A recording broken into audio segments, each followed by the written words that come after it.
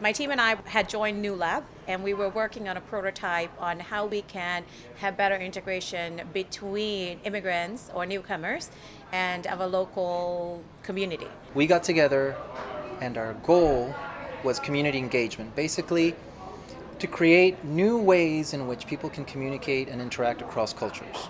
So we're coming up with a cross-cultural toolkit that has several elements, activities, icebreakers, and one of those elements was the Living Library.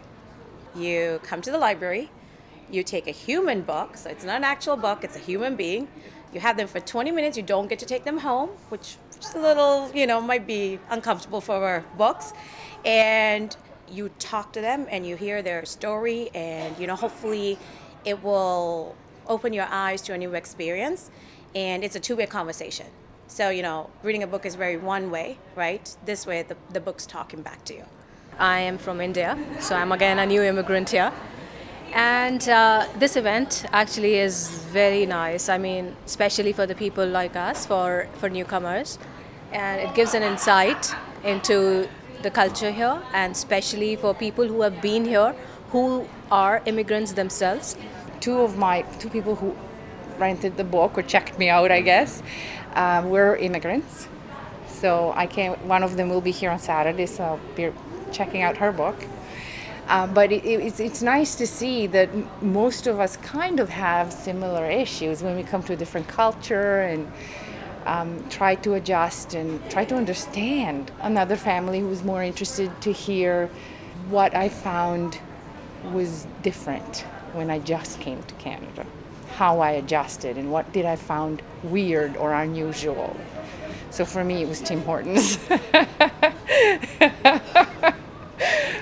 I think most people are having fun. A lot of laughs. But that's what I like. I want them to enjoy and see that immigrants have great personalities, have a lot of things to share. They can see the world, and they can see the city and the province in different eyes. There's a lot of fear right now in the world about people that aren't from wherever you're from. And I think something like this, you can talk to them, learn about how they're from a culture that in some ways can be vastly different. But at the end of the day, if you learn about stuff, things become a lot less scary once you realize that they're not here to change the way of your life. They just have a different way of life. The Living Library is a safe space for people to be able to ask questions and learn and satisfy their curiosity across cultures. Everybody can share his or her ethnicity. And this is one of those spaces to bring those two sides and get to ask questions and learn more about each other. Because if that doesn't happen, the groups are going to start drifting apart, and that's when misunderstandings happen. And we want the community to be able to grow together. We wanted to work on a project that we felt was important.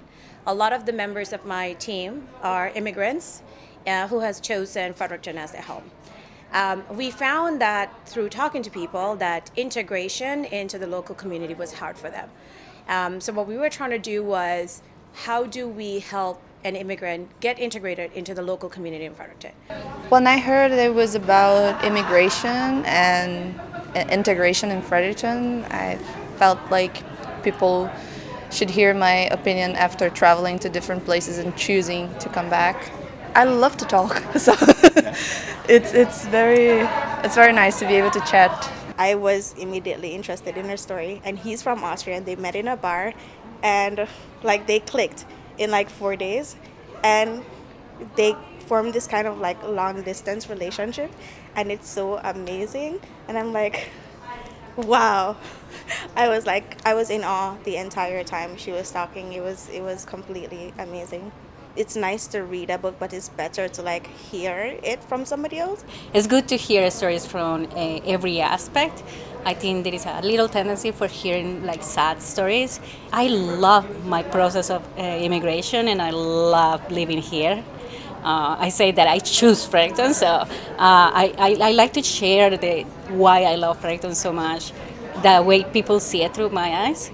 That was the main reason why I wanted to do the Living Library in the first place, to educate people and to give an African perspective from an African person. All the response I was getting was like, you should write a book or you should do this. So I was like, everybody kind of like were happy to learn a little bit about Africa they'd never experienced before. So it was like a good experience for me and the participants.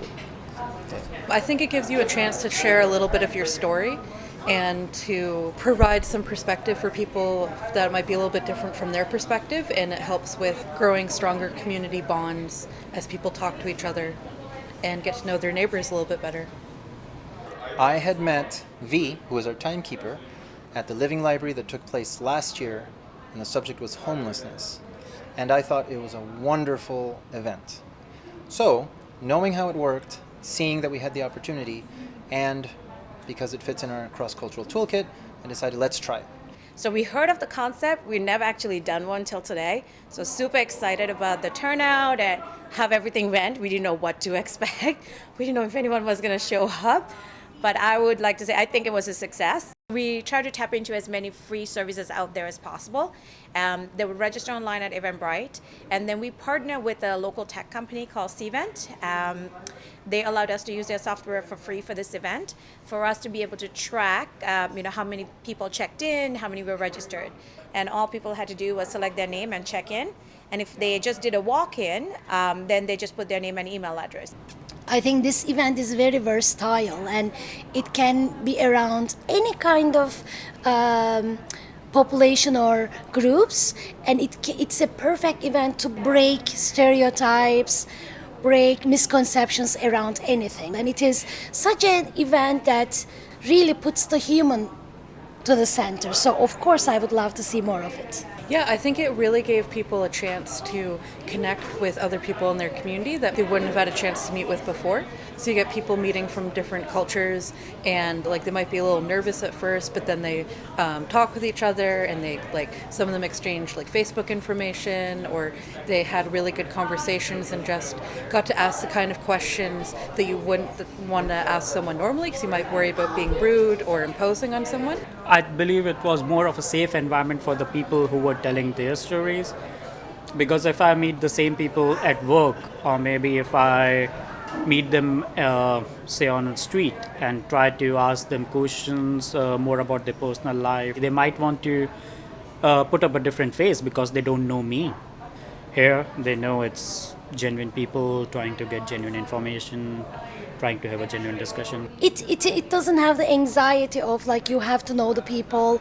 It is already a project that is set up for this purpose, and I think it's a perfect way of bringing the strangers together. Otherwise they wouldn't have conversation. I just moved here 2 months ago. I thought it would be the perfect way to get to know a lot of people really quickly. You get to instantly share more personal stories about yourself, rather than if you were meeting someone in a public space and just talk about daily life first, before getting to know about your culture and whatever.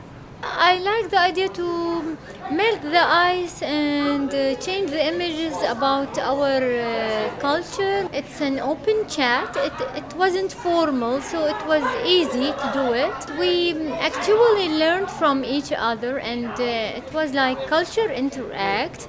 I think people are coming here because they want that one-on-one interaction, the opportunity to ask questions and find out about a person's story and perspective.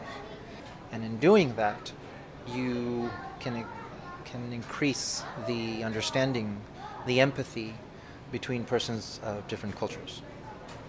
I learned that when you tell your stories, people also tell their stories. It is a mutual experience too.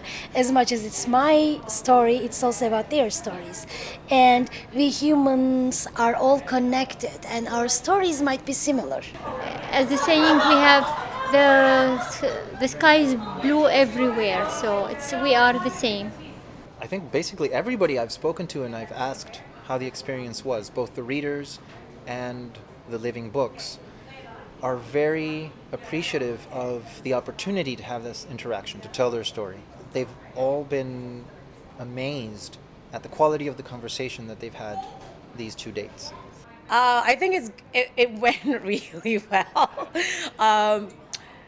I was a little worried, so I'm really happy about the turnout because we have, more people than we expected showed up. So it was really great to see and just hear, people thanking for organizing something and getting inspired to do things like this. And, the fact you can do this about any topic to bridge gaps is just a great idea.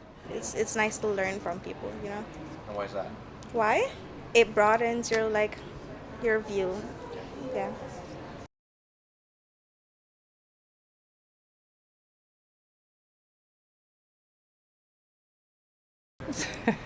Right now, Timmy's is my favorite, but in 1997, it tasted like dishwater to me.